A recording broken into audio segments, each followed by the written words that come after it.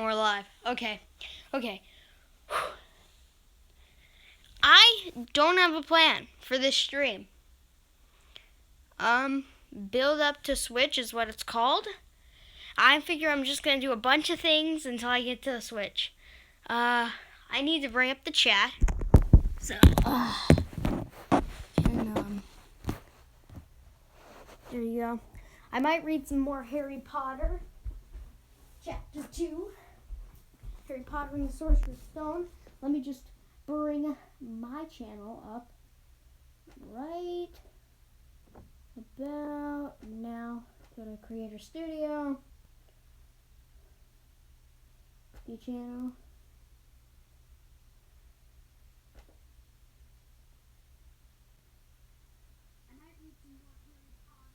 There we go. Okay. So while that's reeling, I'll see about the live chat. Gotta speak up a little bit. So last time we ended off on chapter 2 in the second Harry Potter book, Harry Potter and the Chamber of Secrets. So let's continue where we left off, and let me just get in here, soundproof myself a little bit. All right, that should be good. Nobody in the chat yet? All right. Chapter 2, Dobby's Warning. Harry managed not to shout out, but it was a close thing. The little creature on the bed had large bat-like ears and bulging green eyes the size of tennis balls. Harry knew instantly that this was what had been watching him out of the garden hedge that morning. As they stared at each other, Harry heard Dudley's voice from the hall. "May I take your coats, Mr. and Mrs. Mason?" The creature slipped off the bed and bowed so low that the end of its long, thin nose touched the carpet. Harry noticed that it was wearing what looked like an old pillowcase with rips for arm and leg holes. Hello," said Harry nervously. "Harry Potter," said the creature in a high-pitched voice Harry was sure would carry down the stairs. "So long has Dobby waited to meet you, sir. Such an honor it is." Thank you," said Harry, edging along the wall and sinking into his desk chair next to Hedwig, who was asleep in her large cage. He wanted to ask, "What are you?" but thought it would sound too rude, so instead he just said, "Who are you?" "Dobby, sir. Just Dobby. Dobby the house elf," said the creature. "Oh, really?" said Harry. I don't want to be rude or anything, but this isn't a great time for me to have a house elf in my bedroom." Aunt Petunia's high, false laugh sounded from the living room. The elf hung his head. "Not that I'm not pleased to meet you," said Harry quickly, "but, is there any particular reason you're here?" "Oh, yes, sir," said Dobby earnestly. "Dobby has come to tell you, sir. It is difficult, sir. Dobby wonders where to begin." "Sit down," said Harry politely, pointing at the bed. To his horror, the elf burst into tears, very noisy tears. "Sit down," he wailed. "Never, never, ever." Harry thought he had heard the voices downstairs falter. "I'm sorry," he whispered. "I didn't mean to offend you or anything." "Offended Dobby?" choked the elf. "Dobby has never been asked to sit down by a wizard like an equal." Harry, trying to say shh and look comforting at the same time, ushered Dobby back onto the bed where he sat hiccuping, looking like a large and very ugly doll. At last he managed to control himself and sat with his great eyes fixed on Harry in an expression of watery adoration. "You can't have met many decent wizards," said Harry, trying to cheer him up. Dobby shook his head. Then, without warning, he leapt up and started banging his head furiously on the window, shouting, "Bad Dobby! Bad Dobby! What are you doing?" Harry hissed, springing up and pulling Dobby back onto the bed. Hedwig had woken up with a particularly loud screech and was beating her wings wildly against the bars of her cage. "Dobby had to punish himself, sir," said the elf, who had gone slightly cross-eyed. "Dobby almost spoke ill of his family, sir." "Your family?" "The wizard family Dobby serves, sir. Dobby is a house elf, bound to serve one house and one family forever." "Do they know you're here?" asked Harry curiously. Dobby shuddered. "Oh, no, sir, no. Dobby will have to punish himself most grievously for coming to see you, sir. Dobby will have to shut his ears in the oven door for this, if they ever knew, sir." "But won't they notice if you shut your ears in the oven door?" "Dobby doubts it, sir. Dobby is always having to punish himself for something, sir. They let Dobby get on with it, sir. Sometimes they remind me to do extra punishments." "But why don't you leave? Escape." "A house elf must be set free, sir, and the family will never set Dobby free. Dobby will serve the family until he dies, sir." Harry started. I thought I had it bad staying here for another 4 weeks, he said. This makes the Dursleys sound almost human. Can't anyone help you? Can't I?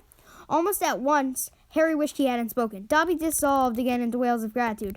Please, Harry whispered frantically, please be quiet. If the Dursleys hear anything, if they know you're here. Harry Potter asks if he can help Dobby. Dobby has heard of your greatness, sir, but of your goodness Dobby never knew. Harry, who was feeling distinctly hot in the face, said, Whatever you've heard about my greatness is a load of rubbish. I'm not even top of my year at Hogwarts. That's Hermione. But he stopped quickly because thinking about Hermione was painful. Harry Potter is humble and modest, said Dobby reverently, his orb-like eyes aglow. Harry Potter speaks not of his triumph over he who must not be named. Voldemort? Added Harry. Dobby clapped his hands over his bat ears and moaned, Ah! Speak not the name, sir! Speak not the name! Sorry, said Harry quickly. I know lots of people who don't like it. My friend Ron. He stopped again, thinking about Ron was painful too. Dobby leaned toward Harry, his eyes wide as headlights. Dobby heard tell, he said hoarsely, that Harry Potter met the Dark Lord for a second time, just weeks ago. That Harry Potter escaped yet again. Harry nodded, and Dobby's eyes suddenly shone with tears. Ah, sir, he gasped, dabbing his face with a corner of the grubby pillowcase he was wearing. Harry Potter is valiant and bold. He has braved so many dangers already, but Dobby has come to protect Harry Potter, to warn him, even if he does have to shut his ears in the oven door later. Harry Potter must not go back to Hogwarts. There was a silence broken only by the chink of knives and forks from downstairs and the distant rumble of Uncle Vernon's voice. What? Harry stammered. But I've got to go back. Term starts on September 1st. It's all that's keeping me going. You don't know what it's like here. I don't belong here. I belong in your world, at Hogwarts. No, squeaked Dobby, shaking his head so hard his ears flapped. Harry Potter must stay where he is safe. He is too great, too good to lose. If Harry Potter goes back to Hogwarts, he will be in mortal danger. Why? Said Harry in surprise. There is a plot, Harry Potter. A plot to make most terrible things happen at Hogwarts School of Witchcraft and Wizardry this year, whispered Dobby, suddenly trembling all over. Dobby has known it for months, sir. Harry Potter must not put himself in peril. He is too important, sir. What terrible things? Said Harry at once. Who's plotting them? Dobby made a funny choking noise and then banged his head frantically against the wall. All right, cried Harry, grabbing the elf's arm to stop him. You can't tell me. I understand. But why are you warning me? A sudden, unpleasant thought struck him. Hang on, this hasn't got anything to do with with you-know-who, has it? You could just shake or nod, he added hastily as Dobby's head tilted worryingly close to the wall again. Slowly, Dobby shook his head. Not he who must not be named, sir. But Dobby's eyes were wide, and he seemed to try to give Harry a hint. Harry, however, was completely lost. He hasn't got a brother, has he? Dobby shook his head, his eyes wider than ever. Well, then I can't think of who has a chance making horrible things happen at Hogwarts. I mean, there's Dumbledore, for one thing. You know who Dumbledore is, don't you? Dobby bowed his head. Albus Dumbledore is the greatest headmaster Hogwarts has ever had. Dobby knows it, sir. Dobby has heard Dumbledore's powers rival those of he who must not be named at the height of his strength. But, sir, Dobby's voice dropped to an urgent whisper. There are powers Dumbledore's doesn't. Powers no decent wizard. And before Harry could stop him, Dobby bounded off the bed, seized Harry's desk lamp, and started beating himself around the head with ear-splitting yelps. A sudden silence fell downstairs. 2 seconds later, Harry, thoughting madly, heard Uncle Vernon come into the hall calling. Dudley must have left his television on again, the little tyke. Quick, in the closet, hissed Harry, stuffing Dobby in, shutting the door, and flinging himself onto the bed just as the door handle turned. The devil are you doing? Said Uncle Vernon through gritted teeth, his face horribly close to Harry's. You've just ruined the punchline of my Japanese golfer joke. One more sound and you'll wish you'd never been born, boy. He stomped flat-footed from the room. Shaking, Harry let Dobby out of the closet. See what it's like here? He said. See why I've got to go back to Hogwarts? It's the only place I've got. Well, I think I've got friends. Friends who don't even write to Harry Potter? Said Dobby shyly. I expect they've been... Wait a minute, said Harry, frowning. How do you know my friends haven't been writing to me? Dobby shuffled his feet. Harry Potter mustn't get angry with Dobby. Dobby did it for the best. Have you been stopping my letters? Dobby has them here, sir, said the elf, stepping nimbly out of Harry's reach. He pulled a thick wad of envelopes from inside the pillowcase he was wearing. Harry could make out Hermione's neat writing, Ron's untidy scrawl, and even a scribble that looked as though it was from the Hogwarts gamekeeper, Hagrid. Dobby blinked anxiously up at Harry. Harry Potter mustn't be angry. Dobby hoped if Harry Potter thought his friends had forgotten him, Harry Potter might not want to go back to school, sir. Harry wasn't listening. He made a grab for the letters, but Dobby jumped out of reach. Harry Potter will have them, sir, if he gives Dobby his word that he will not return to Hogwarts. Ah, sir, this is a danger you must not face. Say you won't go back, sir. No, said Harry angrily. Give me my friend's letters. Then Harry Potter leaves Dobby no choice, said the elf sadly. But before Harry could move, Dobby had darted to the bedroom door, pulled it open, and sprinted down the stairs. Mouth dry, stomach lurching, Harry sprang after him, trying not to make a sound. He jumped the last 6 steps, landing cat-like on the hall carpet, looking around for Dobby. From the dining room, he heard Uncle Vernon saying, Tell Petunia that very funny story about those American plumbers, Mr. Mason. She's been dying to hear. Harry ran up the hall into the kitchen and felt his stomach disappear. Aunt Petunia's masterpiece of a pudding. The mountain of cream and sugared violets was floating up near the ceiling. On top of a cupboard in the corner crouched Dobby. No, croaked Harry. Please, they'll kill me. Harry Potter must say he's not going back to school. Dobby, please. Say it, sir. I can't. Dobby gave him a tragic look. Then Dobby must do it, sir, for Harry Potter's own good. The pudding fell to the floor with a heart-stopping scratch. Cream splattered the window and Oh, man. I didn't mess up. Cream splattered the windows and the walls. I can do that. This isn't a real audiobook. Hello. Hi, Nyan Cat. I was not at school because I was sick. I also might not be able to come tomorrow either. Well, Nyan Cat, I'm not going to be there tomorrow either, so. Alright. Where's the cream? Cream splattered the windows and walls as the dish shattered. With a crack-like whip, Dobby vanished. There were screams from the dining room, and Uncle Vernon burst into the kitchen to find Harry, rigid with shock, covered from head to foot in Aunt Petunia's pudding. At first, it looked as though Uncle Vernon would manage to gloss the whole thing over. Just our nephew, very disturbed. Meeting strangers upsets him, so we kept him upstairs. He shooed the shocked nations back into the dining room, promised Harry he would flay to him to within an inch of his life when the Masons left, and handed him a mop. Aunt Petunia dug some ice cream out of the freezer, and Harry, still shaking, started scrubbing the kitchen clean. Uncle Vernon might have been able to make this deal if it hadn't been for the owl. Aunt Petunia was passing around a box of after-dinner mints when a huge barn owl swooped through the dining room window, dropped the letter on Mrs. Mason's head, and swooped out again. Mrs. Mason screamed like a banshee and ran from the house, shouting about lunatics. Mr. Mason stayed just long enough to tell the Dursleys that his wife was mortally afraid of birds of all shapes and sizes, and to ask whether this was their idea of a joke. Harry stood in the kitchen, clutching the mop for support as Uncle Vernon advanced on him, a demonic glint in his eyes. Tiny eyes. Read it! He hissed evilly, brandishing the letter the owls had delivered. Go on, read it. Harry took it. It did not contain birthday greetings. Dear Mr. Potter, we have received intelligence that a hover charm was used at your place of residence this evening at 12 minutes past 9.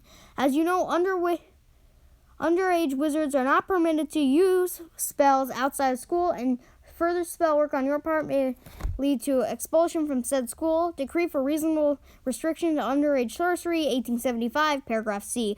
We'd also ask you to remember that any magical activity that risks notice by members of the non-magical community is a serious offense under Section 13 of the International Confederation of Warlocks Statute of Secrecy.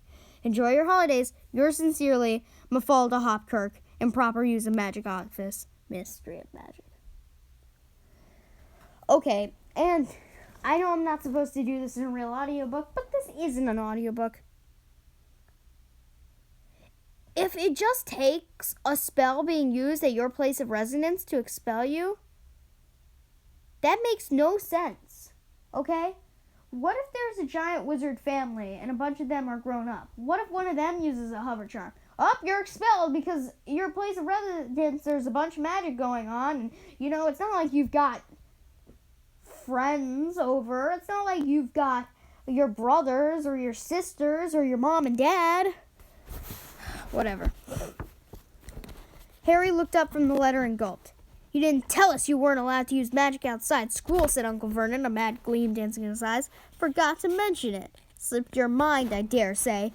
He was bearing down on Harry like a great bulldog, all his teeth bared. Well, I've got news for you, boy. I'm locking you up. You're never going back to that school. Never. And if you try and magic yourself out, they'll expel you.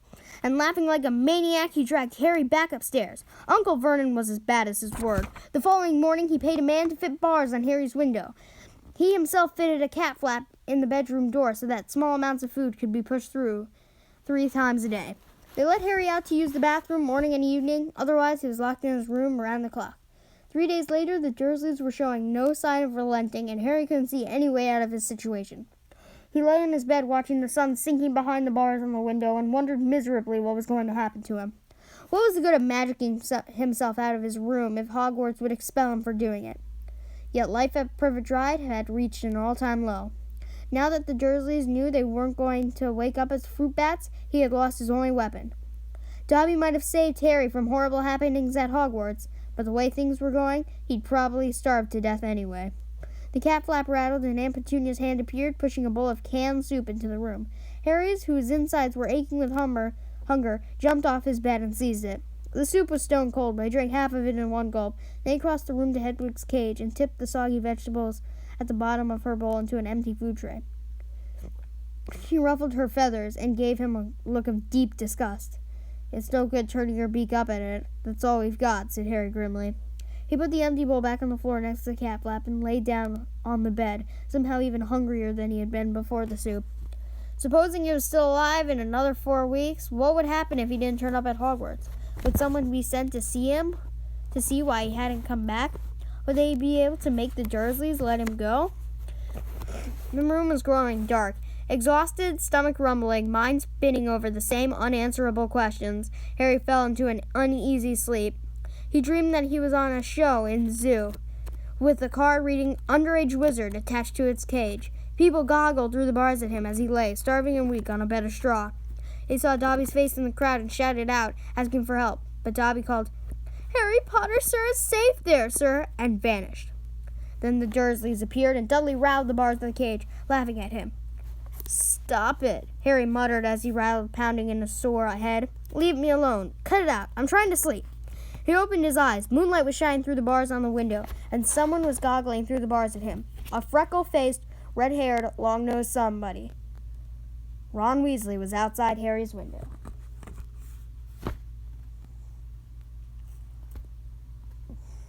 Dang. 35 minutes. Well, that's going to be about all. I was doing some build-up to the Switch, and, yeah. I'll be leaving pretty soon for Switch. So, thanks for watching, and,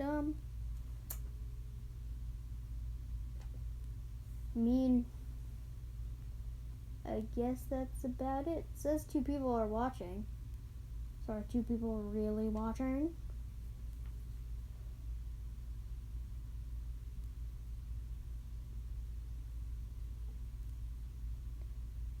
Okay, I'll read one more chapter then. Don't leave. I'll read one more chapter. You guys are lucky I'm so nice. Chapter 3, The Burrow. "Ron!" breathed Harry, creeping to the window and pushing it up so they could talk through the bars. "Ron, how did you... What the..." Harry's mouth fell open as the full impact of what he was seeing hit him. Ron was leaning out of the back window of an old turquoise car, which was parked in midair. Grinning at Harry from the front seats were Fred and George, Ron's elder twin brothers. "All right, Harry," asked George. "What's been going on? Why haven't you been answering my letters? I've asked you to stay about 12 times, and then Dad came home and said you've got an official warning for using magic in front of muggles." "It wasn't me." "And how did he know?" "He works for the Ministry. You know we're not supposed to use spells outside of school." "You should talk," said Harry, staring at the floating car. "Oh, this doesn't count. We're only borrowing this. It's Dad's. We didn't enchant it, but doing magic in front of those muggles you live with..." "I told you I didn't. But it'll take too long to explain now. Look, can you tell them at Hogwarts that the Dursleys have locked me up and won't let me come back?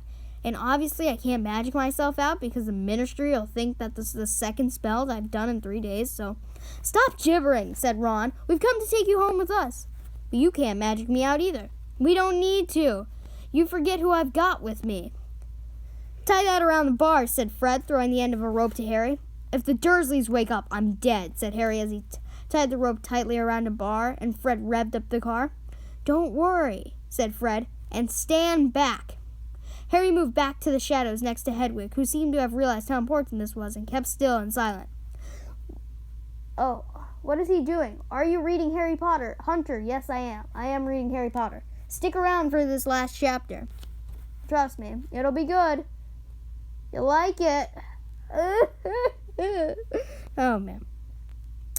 If the Dursleys wake up, I'm dead. Don't worry. And suddenly, with a crunching noise, the bars were pulled clean off the window as Fred drove straight up in the air.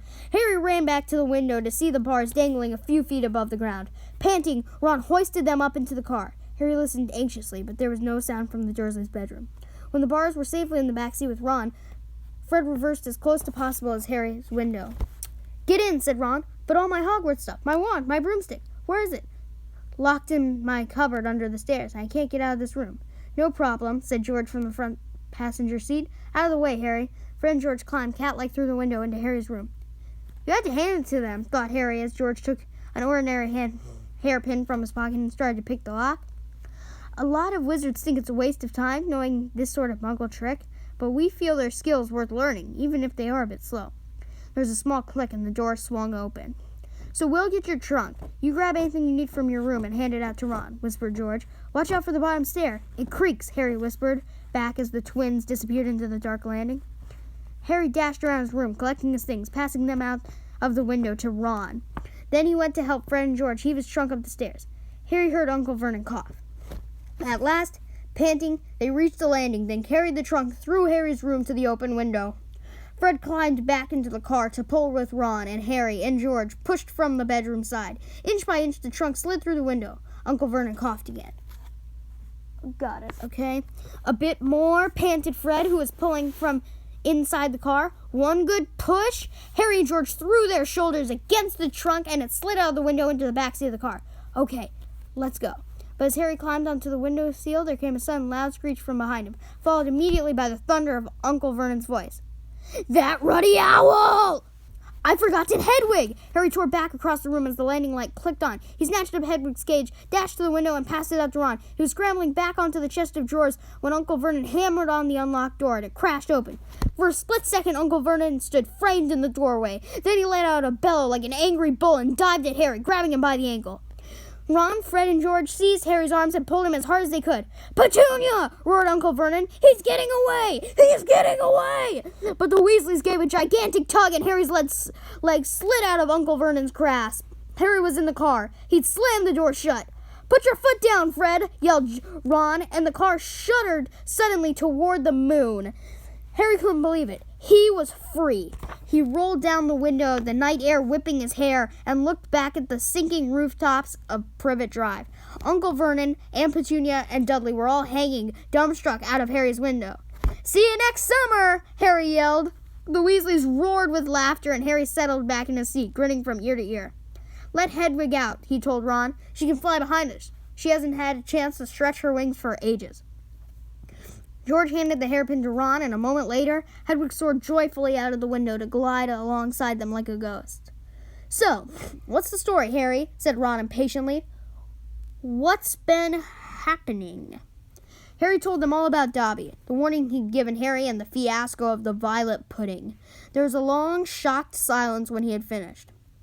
Very fishy, said Fred finally. Definitely dodgy, agreed George. So he wouldn't even tell you who's supposed to be plotting all this stuff? I don't think he could, said Harry. I told you every time he got close to letting something slip, he started banging his head against the wall. He saw Fred and George look at each other. What, you think he was lying to me? Well, said Fred, put it this way. House elves have got powerful magic of their own, but they can't usually use it without their master's permission. I reckon old Dobby was sent to stop you coming back to Hogwarts. Someone's idea of a joke. Can you think of anybody at school with a grudge against you? Yes, said Harry and Ron together instantly. Draco Malfoy, Harry explained. He hates me.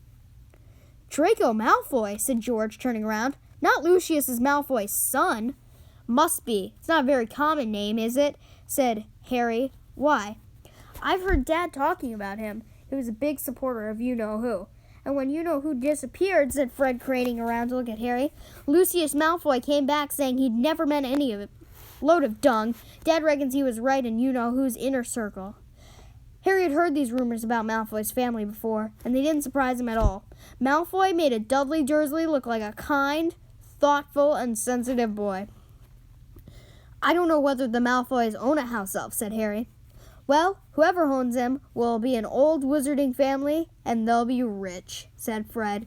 Yeah, Mom's always wishing we had a house elf to do the ironing, said George. But all we've got is a lousy old ghoul in the attic and gnomes all over the garden. House elves come in big old manors and castles, places like that. You wouldn't catch one in our house. Harry was silent, judging by the fact that Draco Malfoy usually had the best of everything. His family was rolling in wizard gold. He could just see Malfoy strutting around a large manor house, sending the family servant to stop Harry from going back to Hogwarts. Also sounded exactly like the sort of thing Malfoy would do. Had Harry been stupid to take Dobby seriously? I'm glad we came to get you anyway, said Ron. I was getting really worried when you didn't answer any of my letters. I thought it was Errol's fault at first. Who's Errol? Our owl. He's ancient. It wouldn't be the first time he'd collapsed on a delivery, so then I tried to borrow Hermes. Who? The owl Mom and Dad bought Percy when he was made a prefect, said Fred from the front. But Percy wouldn't lend him to me. Said he needed him. Percy's been acting very oddly this summer, said George, frowning, and he has been sending a lot of letters and spending a lot of time shut up in his room. I mean, there's only so many times you can polish a prefect badge. You're driving too far west, Fred, he added, pointing at the compass on the dashboard. Fred twirled the steering wheel. So does your dad know you've got the car? Said Harry, guessing the answer. No, said Ron. He had to work tonight. Hopefully we'll be able to get it back in the garage without Mom noticing we flew it. What does your dad do at the Ministry of Magic anyway? He works in the most boring department, said Ron. The Misuse of Muggle Artifacts Office. Hold on. This is surprisingly interesting. Yeah, Hunter, it is a very interesting series. And I'm hoping you're having a good time while I read it. Let me just turn on the volume real quick. Okay, so we're pretty caught up. Anyways, let's get back. The what? It's all to do with bewitching things that are Muggle-made. You know, in case they end up back in a Muggle shop or house. Like last year, some old witch died, and her tea set was sold to an antique shop. This Muggle woman bought it, took it home, tried to serve her friends tea in it. It was a nightmare. Dad was working overtime for weeks. What happened? The teapot went berserk and squirted boiling tea all over the place, and one man ended up in the hospital with the sugar tongs clamped to his nose. Dad was going frantic. It's only him and an old warlock called Perkins in the office, and they had to do memory charms and all sorts of stuff to cover it up. But your dad, this car. Fred laughed. Yeah, Dad's crazy about everything to do with Muggles. Our shed's full of Muggle stuff. He takes it apart, puts spells on it, and puts it back together again. If he raided our house, he'd have to put himself under arrest. It drives Mom mad. That's the main road, said George, peering down through the windshield. We'll be there in 10 minutes. Just as well, it's getting light. A faint pinkish glow was visible along the horizon to the east. Fred brought the car lower, and Harry saw a dark patchwork of fields and clumps of trees. We're a little way outside the village, said George. Ottery St. Catchpole.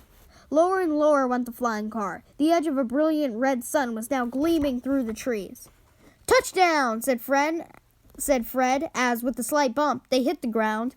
They had landed next to a tumble-down garage in a small yard, and Harry looked out for the first time at Ron's house. It looked as though it had been a large stone pig pen, but extra rooms had been added here and there until it was several stories high, and so crooked it looked as though it was held up by magic, which, Harry reminded himself, it probably was. 4 or 5 chimneys were perched on top of the red roof. A lopsided sign stuck in the ground near the entrance read, "The Burrow." Around the front door lay a jumble of rubber boots and a very rusty cauldron. Several fat brown... Dang, can't read that sentence. Several fat brown chickens were pecking their way around the yard. "It's not much," said Ron. "It's wonderful," said Harry happily, thinking of Privet Drive. They got out of the car. "Now we'll go upstairs really quietly," said Fred, "and wait for Mom to call us for breakfast. Then, Ron, you come bounding downstairs going, 'Mom, look who turned up in the night!' And she'll be all pleased to see Harry, and no one need ever know we flew the car." "Right," said Ron. "Come on, Harry. I sleep at the top." Ron had gone a nasty greenish color, his eyes fixed on the house. The other three wheeled around. Mrs. Weasley was marching across the yard, scattering chickens, and for a short, plump, kind-faced woman, it was remarkable how much she looked like a saber-toothed tiger. "Ah," said Fred. "Oh, dear," said George. Mrs. Weasley came to a halt in front of them, her hands on her hips, staring from one guilty face to the next. She was wearing a flowered apron with a wand sticking out of her pocket. "So," she said. "Morning, Mom," said George, in what he clearly thought was a jaunty, whining voice. "Have you any idea how worried I've been?" said Mrs. Weasley in a deadly whisper. "Sorry, Mom, but see, we had to." All three of Mrs. Weasley's sons were taller than she was, but they cowered as her rage broke over them.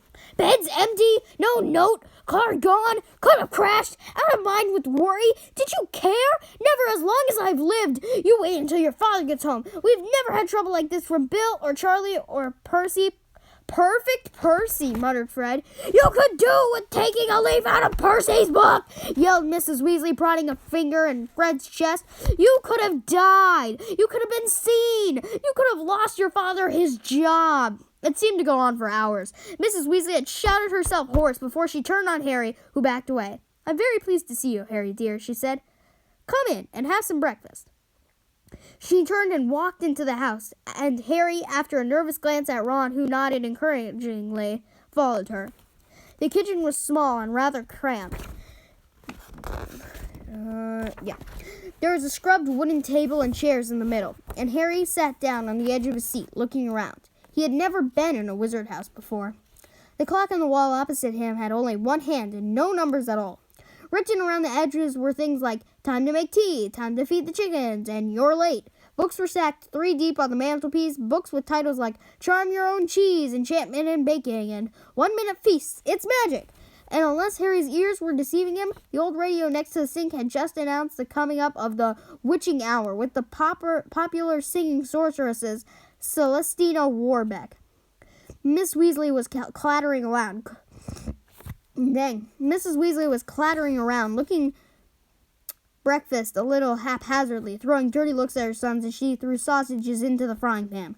Every now and then she muttered things like, "Don't know what you're thinking of," and "Never would have believed it."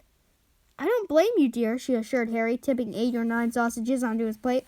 "Arthur and I have been worried about you, too. Just last night we were saying we'd come and get you ourselves if you hadn't written back to Ron by Friday. But really," she was now adding 3 fried eggs to his plate, "flying in a legal car halfway across the country? Anyone could have seen you." She flicked her wand casually at the dishes in the sink, which began to clean themselves, clinking gently in the background. "It was cloudy, Mom," said Fred. "You keep your mouth closed when you're eating," Mrs. Weasley snapped. "They were starving him, Mom," said George. "And you," said Mrs. Weasley, but with a slightly softened expression that she started cutting Harry's bread and buttering it for him. At that moment there was a diversion in the form of a small red-headed figure in a long nightdress who appeared in the kitchen, gave a small squeal, and ran out again. "Ginny," said Ron in an undertone to Harry. "My sister. She's been talking about you all summer." "Yeah, she'll be wanting your autograph, Harry," Fred said with a grin, but he caught his mother's eye and bent his face over his plate without another word. Nothing more was said until all 4 plates were clean, which took a surprisingly short time. "Blimey, I'm tired," yawned Fred, setting down his knife and fork at last. "I think I'll go to bed and—" "You will not!" snapped Miss Weasley. "It's your own fault. You've been up all night. You're going to de-gnome the garden for me. They've completely gotten out of hand again." "Oh, Mom, and you too," she said, glaring at Ron and Fred. You can go up to bed, dear," she added to Harry. "You didn't ask them to fly that wretched car." "You didn't ask them to fly that wretched car. But Harry, who felt wide awake, said quickly, "I'll help Ron. I've never seen a denoming." "It's very sweet of you, dear, but it's dull work," said Miss Weasley. "Now let's see what Lockhart's got to say on the subject." And she pulled a heavy book from the stack on the mantelpiece. George groaned. "Mom, we know how to denome a garden." Harry looked at the cover of Mrs. Weasley's book. Written across in it, fancy gold letters, were the words, "Gilderoy's Lockhart, God, da. Should I read books for YouTube videos too? Did the book just curse? I'm not sure. You're gonna have to tell me what it said.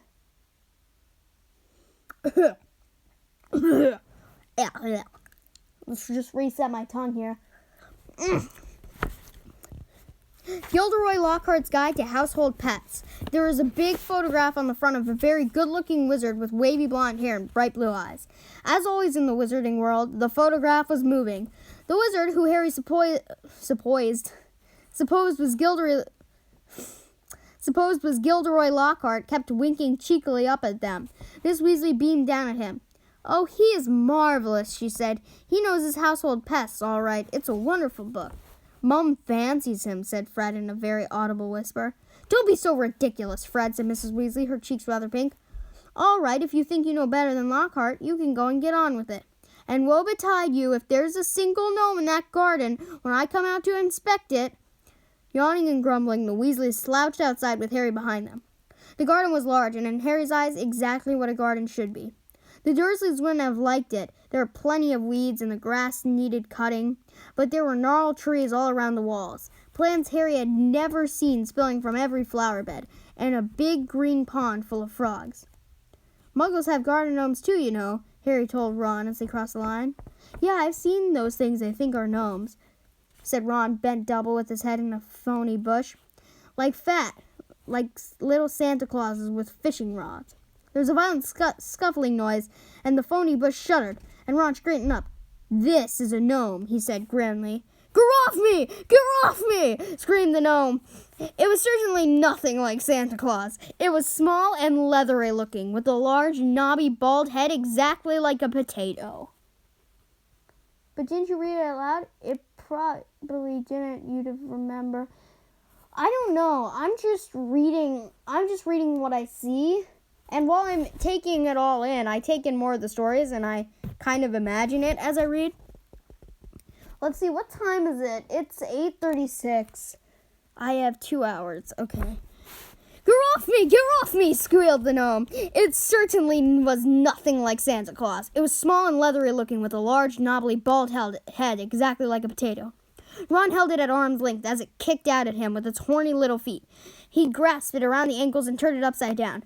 "This is what you have to do," he said. He raised the gnome above his head. "Get off me!" and started to swing it in great circles like a lasso. Seeing the shocked look on Harry's face, Ron added, "That doesn't hurt them. You just gotta make them really dizzy so they can't find their way back to the gnome holes." He let go of the gnome's ankles. It flew 20 feet into the air and landed with a thud in the field over the hedge. "Pitiful," said Fred. "I bet I can get mine beyond that stump." "You see, denoming sounds fun. Why are they saying it's not?" Harry learned quickly not to feel too sorry for the gnomes. He decided just to drop the first one he caught over the hedge, but the gnome, sensing weakness, sank its razor-sharp teeth into Harry's finger, and he had a hard job of shaking it off until, "Wow, Harry, that must have been 50 feet. The air was soon thick with flying gnomes." "See, they're not too bright," said George, seizing 5 or 6 gnomes at once. "The moment they know the denoming's going on, they storm up to have a look. You'd think they'd have learned by now just to stay put." Soon the crowd of gnomes in the field started walking away in a straggling line, their little shoulders hunched. "They'll be back," said Ron as they watched the gnomes disappear into the hedge on the other side of the field. "They love it here. Dad's too soft with them. Thinks they're funny." Just then the back door slammed. "He's back," said George. "Dad's home." They hurried through the garden and back into the house. Mr. Weasley was slumped in a kitchen chair with his glasses off and his eyes closed. He was a thin man, going bald, but the little hair he had was as red as any of his children's. He was wearing long green robes, which were dusty and travel-worn. "What a night," he mumbled, groping for the teapot as they all sat down around him. 9 wraiths. 9! And old Mundungus Fletcher tried to put a hex on me when I had my back turned. Mr. Weasley took a long gulp of tea and sighed. "Find anything, Dad?" said Fred eagerly. All I got were a few shrinking door keys and a biting kettle, yawned Mr. Weasley. There's some pretty nasty stuff that wasn't my department, though. Mortlake was taken away for questioning about some extremely odd ferrets, but that's the Committee on Experimental Charms, thank goodness. Why would anyone bother making door keys shrink, said George. Just muggle baiting, sighed Mr. Weasley. Sell them a key that keeps shrinking to nothing so they can never find it when they need it. Of course, it's very hard to convict anyone because the muggle wouldn't admit their keys kept shrinking. They'll insist they just keep losing it. Bless them, they'll go to any lengths to ignore magic, even if it's staring them in the face. So that's what happens when you lose your keys. Huh. Good to know. But the things our lot has taken to enchanting, you wouldn't believe. Like cars, for instance! Miss Weasley had appeared, holding a long poker like a sword. Mr. Weasley's eyes jerked open. He stared guiltily at his wife. Let's see. Sup, who's Notification Squad? Wait, you guys are Notification Squad? You know what that means the world to me. People are Notification Squad for me. And that means the world to me, guys. If you really like me that much to be on the Notification Squad, thank you. Means a lot. Back to the book. Where was I? Oh, yeah. Cars, Molly dear? Yes, Arthur, cars, said Mrs. Weasley, her eyes flashing. Imagine a wizard buying a rusty old car and telling his wife all he wanted to do with it was take it apart to see how it worked, while really he was enchanting it to make it fly. Mr. Weasley blinked. Well, dear, I think you'll find that would be quite within the law to do that, even if, he would maybe have done better to, tell his wife the truth. There's a loophole in the law, you'll find. As long as he wasn't intending to fly the car, the fact that the car could fly wouldn't... Arthur Weasley, you made sure there was a loophole when you wrote that law, shouted Mrs. Weasley, just so you could carry on tinkering with all that muggle rubbish in your shed. And for your information, Harry arrived this morning in the car you weren't intending to fly. Harry? Said Mr. Weasley blankly. Harry who? He looked around, saw Harry Potter, and jumped. Good Lord, is it Harry Potter? Very pleased to meet you. Ron's told us so much about. Your sons flew that car to Harry's house and back last night, shouted Mrs. Weasley. What have you got to say about that, eh? Did you really? Said Mr. Weasley eagerly. Did it go all right? I mean, he faltered as sparks flew from Mrs. Weasley's eyes. That was very wrong, boys. Very wrong indeed. Let's leave them to it, Ron muttered to Harry as Mrs. Weasley swelled like a bullfrog. Come on, I'll show you my bedroom.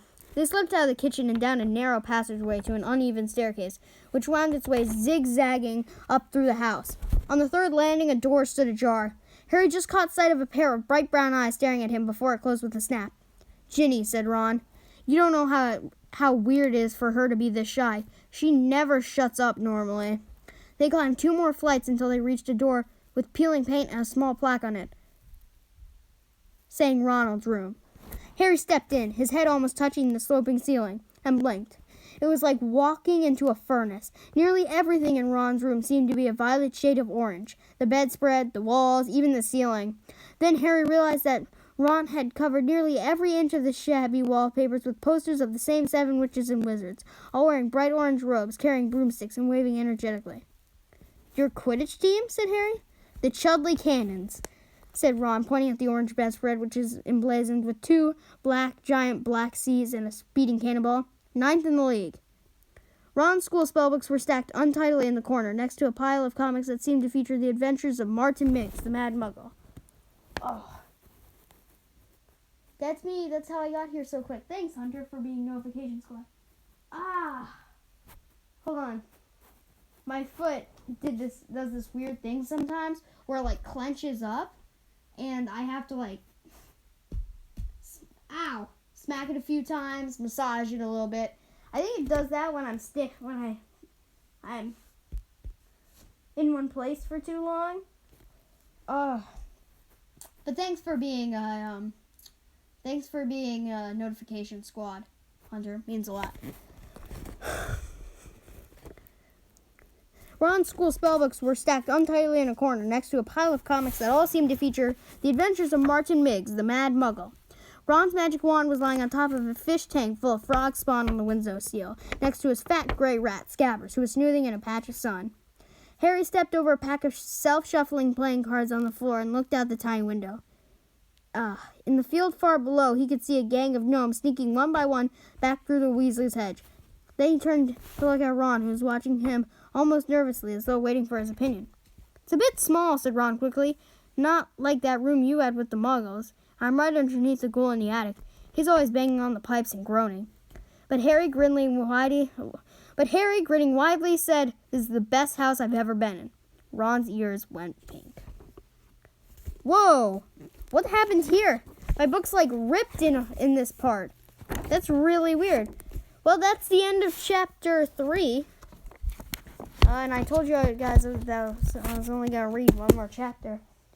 Are you going to do anything else? Not like I'm bored, I'm just curious. Yeah, I might, You know what?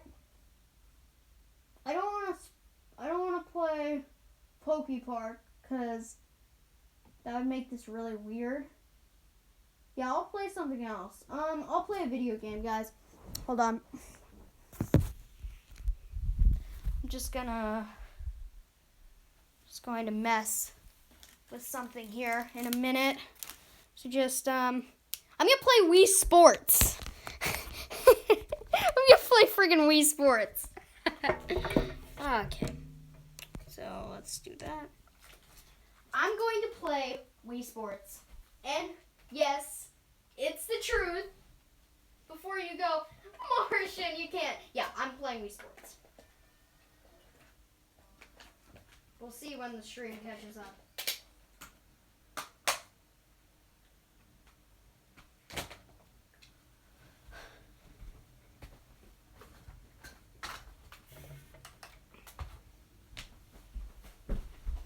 Alright, turn that light off, making it so that you can't really see me.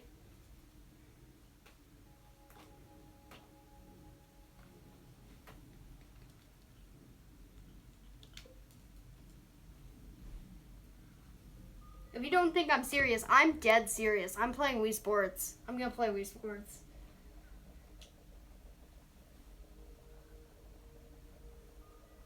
Been playing Animal Crossing. Wow. I played it like... Oh man, I forgot. My sensor bar is like so weird. It like barely ever works. But alas, I have to point it. I'm like... See, look at how my thing is freaking out. It's like... It doesn't work very well. Let's see. OMG, Wii Sports! I know, Hunter. So... Dang it. Okay.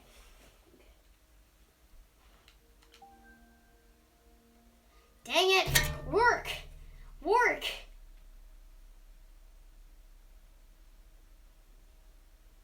This is sad. Okay, come on. I'm gonna get to work, guys. Hold on. Come on. I don't care if it's TV and gamepad. I just need it to click one of these things. And not cancel. Yes! Yes! Ha! I got it, guys! I got it! Let's see. Nobody? Okay. I got it, guys. I got it. So, let's see. What time is it? It's 8:47, almost 9. Alright. We're so close to Switch, guys. It's like nuts. Oh, I forgot. You have to use the center bar for the Wii menu.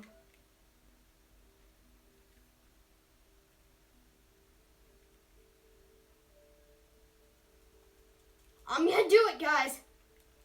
Friday 3-3. Can you believe it? To have a Mii in Wii Sports for your Wii U? You can't use the Wii U's Mii. It doesn't work. You have to use one of the other ones, or you have to make a Mii using Mii Channel on the Wii menu. That is counterproductive, don't you think? Come on. Is it because of this? It's because of this. It's because of this, that plastic thing. My sister was equating it to, something else. But, I'm not gonna say, because that's not PG. But yeah. Come on! Come on! Dang it! I think I'm having more fun having trouble with the dang sensor ball. Come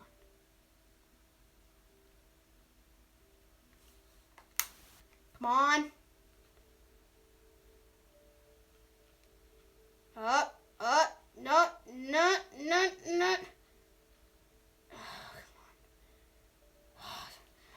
Okay, I'm gonna sit down and try this. Come on. Come on. You can do this! No! It's like, so dang it, work. Or come on, yes. Fix the sensor bar. Success! Come on. Come on. Come on. Come on. Come on. Come on. Come on, seriously. Is my Wiimote broken? Is the sensor bar not working? Is that what's wrong? Come on, I just want to play the game. Why is the sensor bar even a thing? Like, why couldn't they just have made it so that you could use the D-pad to try to... See, you can't... You can't... Why? It's so counterintuitive. If your sensor bar goes, then so does your game. Come on. Come on. Come on. Come on. Come on. Hold on. I think I got it, guys. I think I got it. Yes! Yes! Yes! Yes! I got it! I got it! Yes! Success! Yes! I'm just going to keep it pointed here in case I need it.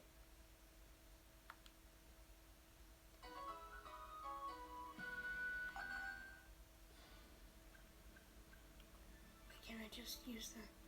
I can. I can just use the D-pad for this. Thank God. Okay. Sensor bar breaks in half. Okay. So whoever's watching, Hunter, I'm looking at you. What do you want me to play first? I kind of want to play bowling. Not bowling, I mean baseball. Okay, Max, well, I'm triggered. Lol. Okay. I kind of want to play baseball first. I had a lot of fun with baseball the other day. In back. Hey, Neon Cat, welcome back. We're playing Wii Sports now. Suggest games. I really want to do baseball first, so, why the old games, lol? Hey, Hayden, you're back. Nice to see you, man. Nice to see you. Why the old games? I don't know. I felt like it. Kind of nostalgic reasons. Yeah, he got it. Yes. Okay, I'm gonna play baseball, guys. One, cause I'm only. I mean, this doesn't look at all like me, but I'm just gonna. Yeah. I mean. Okay, everything is left. I'm left-handed for all of this. But yeah, it looks the most like me, even though it doesn't look like me at all. If you know me in real life, you know that it doesn't not look like me at all. Okay, come on. Yep, burr back, you cringe self. Wow, thanks, Neon Cat. Thanks for saying I'm cringy. Bam! Watch this. Oh, yeah. I'm so good at swinging a bat. Okay, ready? I know how to bat, okay?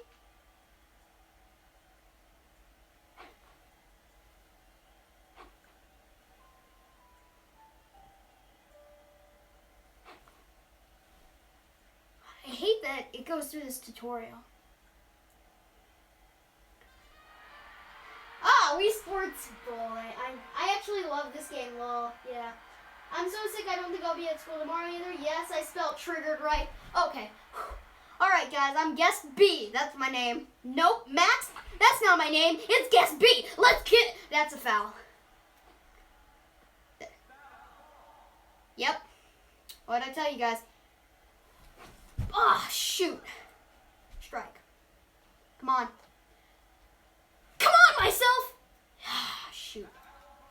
foul ball again. No, don't swing. Don't swing! Dang it! Yeah, well, okay. I was doing pretty well the other day. Ugh, god dang it. What is wrong with me? I hate myself. Yeah, come on. What kind of serve was that? That wasn't a good serve. Okay. I guess it's called a pitch, actually. Out. It's god dang out. Come on. If it would let me run, I could have gotten that. Eat it, douchebags. Eat it, douchebags. Eat it. Eat it. Yeah, eat it. You eat it. Yeah, eat it. Just eat it. Just eat it. Okay, double. All right. Tyrone. You've got a pretty stupid face, Tyrone. Boom. Shoot. Foul. Whoop. Foul. Again. Come on. Foul. Jesus. They just keep giving these. Okay, come on. Okay. Chill, Max. Boom. Another foul. Another one. Another one. Another one. No! Dang it! Dang you! Dang you! Dang it!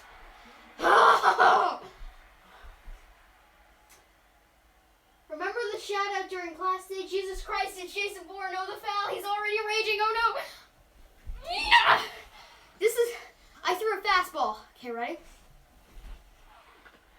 I heard that there was a curveball in this, but that's not true. I tried all the things to get this to curve. I really have. Okay. All right, Emma. Oh, yay, it's a foul. I need to set my computer over here. Foul. Okay, I'm gonna set my computer up here so I can see it. I didn't mean to pitch that. I guess by moving my arm, I pitched a 94 mile per hour fastball. I'm afraid that I'm gonna throw my controller and I'm gonna break like my computer or something. Oh, that was an out? 79. 90. The fastball was 94. You couldn't get a 79 mile per hour fastball, but you can hit a 94? Do I get to change? Yes! B or A both do different pitch. Oh, really? They do? Thanks for telling me, Hayden. Yeah. All right, Neon. Yes! Yes! Yes! Single! Let's go! Let's go! You wanna go? You wanna go? You wanna go? Martian Lemonade coming in here hot.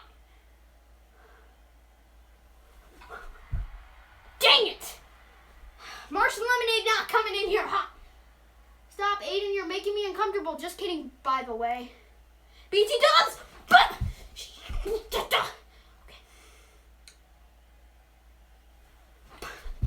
this me is racist.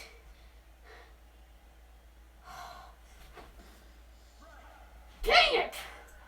You guys ever go to your grandparents' house and they have a Wii? You play Wii Sports? You guys have those memories? Shoot, I have those memories. God, I suck today. I was doing really well the other day. Yes! What is that? Double? Single? It's got to be a double. Yes! Look at this. Look at this. Okay, I just can't get another out. I just have to get some homies. Come on, Haru. Pop a homie on this squad. Dang it! Dang it! Cocaine is a hell of a drug. Let the memes begin. Yep, come here, Wink. Oh, you guys.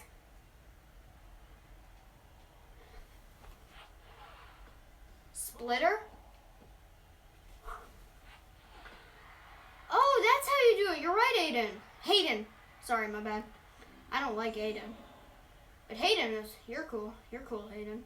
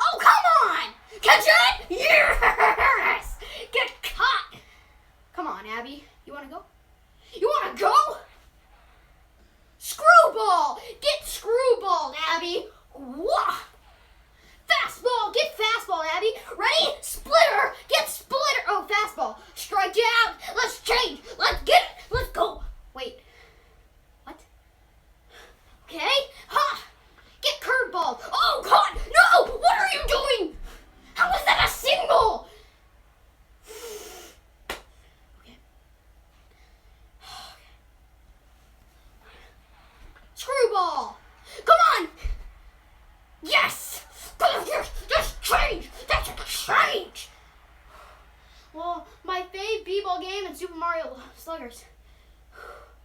Okay, it's back to me. I'm friggin' sweating over here. Yes! That's a single. Woohoo! I want a shirt made saying I'm freaking sweating over here with me holding the Wii Sports. Not the Wii Sports. Oh! No. No! That's no!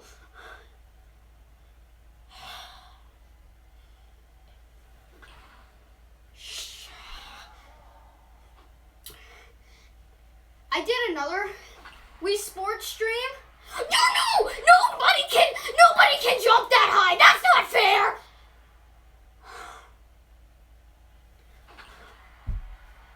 Out! It's gotta be an out. Come on! I freaking hate this game. The rage. Gotta go to bed, okay? Scream in my face tomorrow about there's only 3 innings. Dang it. Huh! Okay, strike.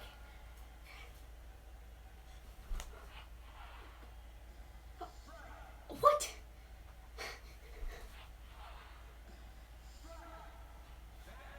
Okay. I need to. What? Catch it! Yes! Screw you! Ha! Luca, you got an out. What? Foul ball. You ready? Fastball! You want this? You want that fastball? Strike out! Let's go! Okay, there was no winner.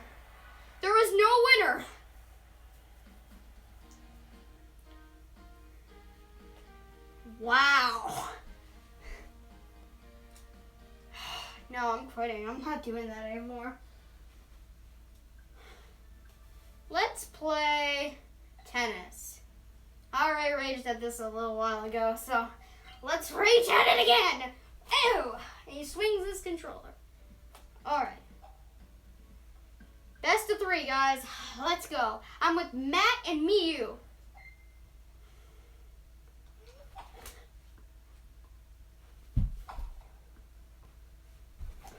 No!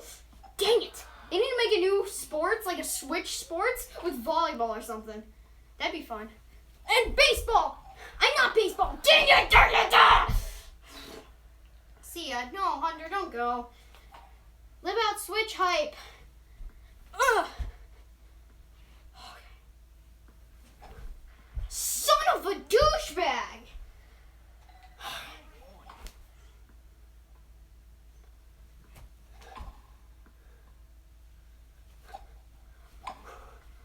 Oh, come on! Wait, what? Dang, that's game. Best out of 3, though. Serving. I suck. I really suck. Yay! How does the scoring system work, though? Son of a douchebag. I'll before I leave. Oh, okay, Hunter. Thanks for being part of the notification squad. Ugh! Son of a douchebag! I'm so bad at this. Why am I so bad? It's like I literally just shake the Wii remote and I win. That's all that's to this game. Shake the Wii remote and you win. I'm gonna start using the front guy instead of the back guy. Because you know you have to focus on one of them. I'm winning. Okay, come on. Break point. Son of a douchebag! Deuce! You're a deuce! Shut up. My spine just cracked because I'm advanced. Okay, if I just get this next one. What the frig? Tired of her serving. No! Wait, it's an advance. Okay. What? That's not fair! Son of a douchebag! switchback wall. Yeah, I know, Hayden. It's pretty low. Oh my god.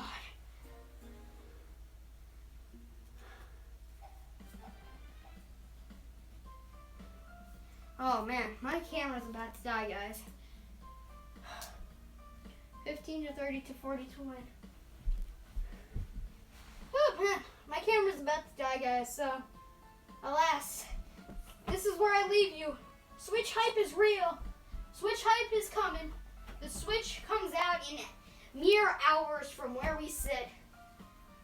And I know, Hayden, I've played the game. I'm not stupid. How'd you find my channel? I mean, you... whatever. Well, I guys will see you later. I have to,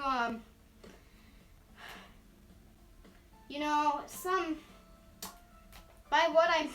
Okay, I can't speak. I can't speak words right now. But yeah, I'll see you later, really, because, like, Switch comes out soon, and